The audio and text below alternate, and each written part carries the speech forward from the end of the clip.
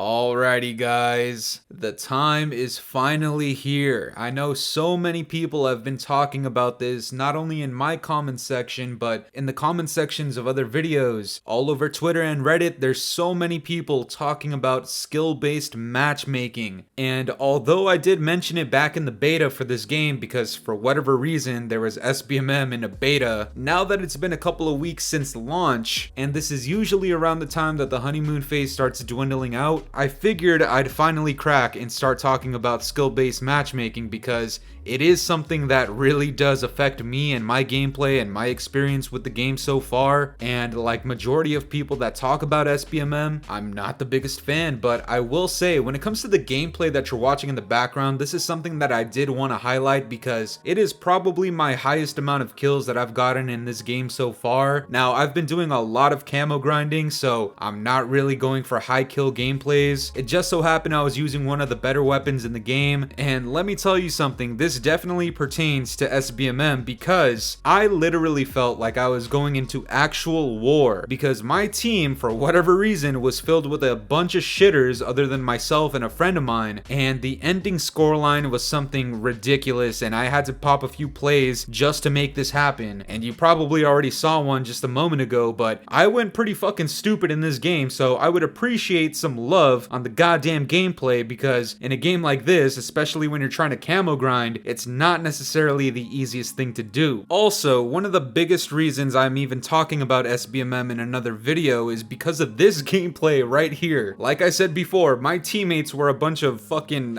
Stephen Hawkings. I don't know, no disrespect to Stephen Hawking, he's the GOAT, but my team was something else. I did a lot of carrying in this game, and this is the biggest thing. I'd like to ask you guys two questions. First, what do you think happened to my lobbies after a game like this? If you're familiar with the way skill-based matchmaking works even remotely, I'm sure you could guess that I didn't really have the best time after this gameplay right here. And for the second question, I just want to make a little bit of a deal with you guys. If you guys can guess the two things that I received as a reward for this gameplay, I will delete my channel. Can anybody guess? My two rewards for this gameplay were popped eye blood vessels and fucking hemorrhoids. Guys, this is the traumatic experience that SBMM brings to players who are not complete shitters, okay? I'm gonna use a lot of graphic language in this video because it really does depict the way I feel about people in my skill bracket, quote unquote, compared to the skill brackets beneath mine. And obviously there's a skill bracket above mine. The thing is, the way SBMM works, if I were to ever reach that skill bracket, I would just be absolutely shitted on for the remainder of like 5 games until I'm pushed back into whatever skill bracket the game believes I need to be in. And this is the thing, when I'm trying to go for camos, when I'm trying to casually enjoy the game with my friend, it really does turn my casual experience into actual PTSD warfare, like I'm legitimately fighting for my life. Look, as a content creator on COD who doesn't go out of his way to make gameplay related videos, I'm simply a commentary channel, and occasionally I do like having decent gameplays in the background. I really shouldn't have to feel like I'm clocking into work to get an actual good, solidified gameplay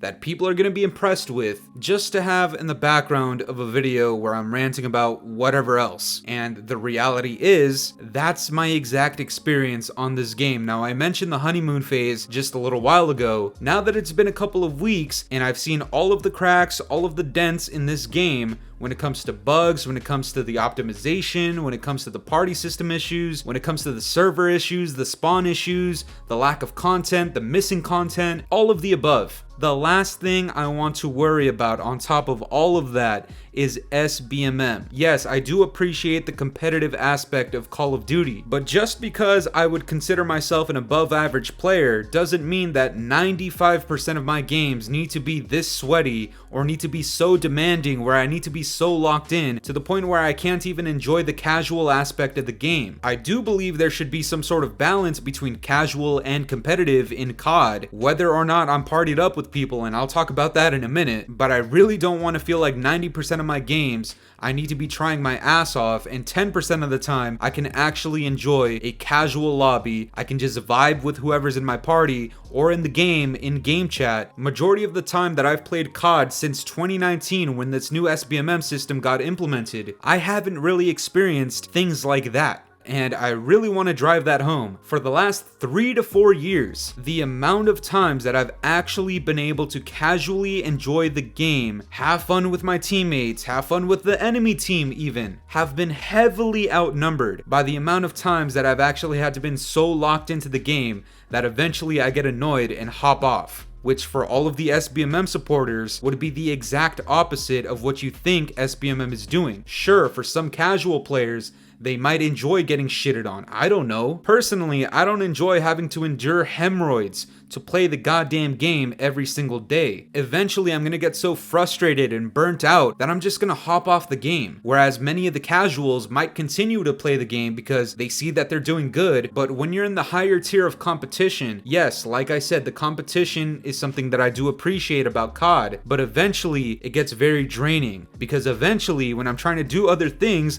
like camo grind or enjoy time with my friend, I don't actually enjoy my time. This also plays into the fact that I can do absolutely everything right optimization wise and I still won't have a good experience in the game. And something that has been proven by a lot of people is the connectivity issues that you experience when you're doing better versus when you're not doing too hot. No matter how optimized you are, you can be hardwired, you can have fiber, you can have 1,000 up, 1,000 down. Those things seemingly do not matter. It doesn't matter if you're over here in the US, maybe you're in like Florida and your opponent is over in Australia, you open up the menu and you see that you're at 175 ping. Fun fact, this used to happen to me all the time in Vanguard and has already happened to me several times in this game right here. I don't know if you guys would enjoy this, but personally, I'm not a big fan of having to try my ass off while also being at a heavy disadvantage by being at 170 ping just because the people around my local area might not be in my skill bracket, which is not something I can even control. Speaking of things you can and can't control, eventually what people started doing was reverse boosting. So if that's your teammate, he's just jumping off the map the entire game, and once he tanks his stats enough, he's gonna be looking like Korean Savage on the map. He's gonna be dropping nukes on disabled girls, and if that's the experience that some people want to have in COD, then that's them. For me personally, I'm not looking to go against disabled girls. I'd rather have that 50-50 balance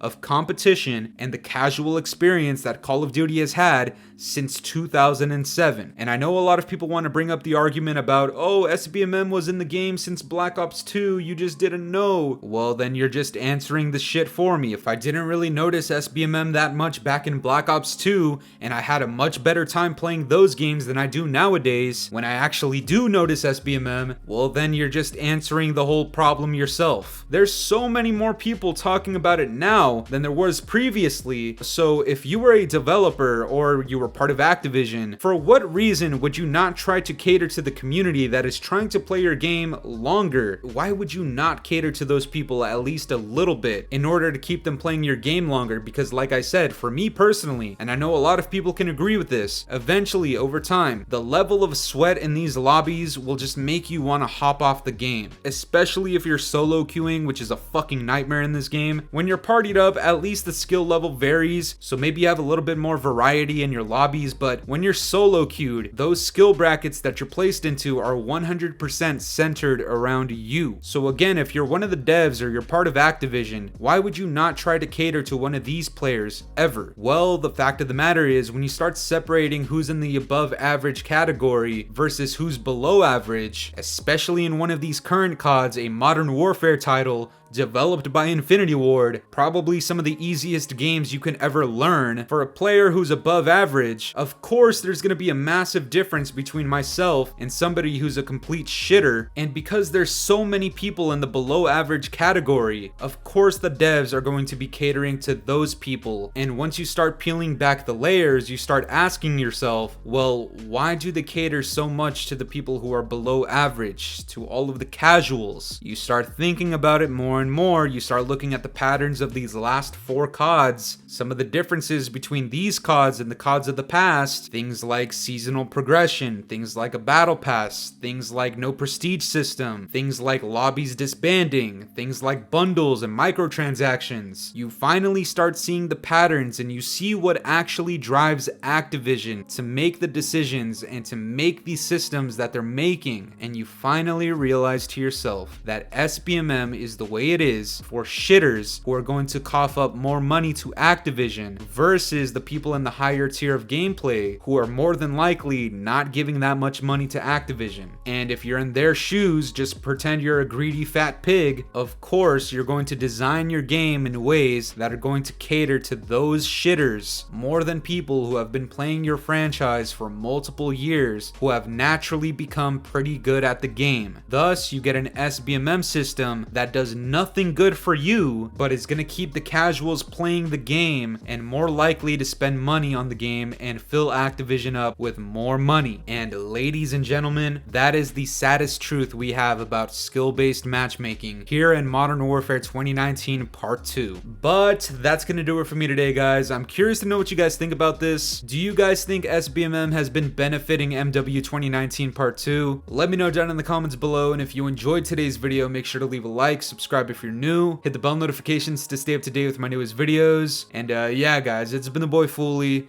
Have yourselves a good one. I'm out of here. Toodles. It's been a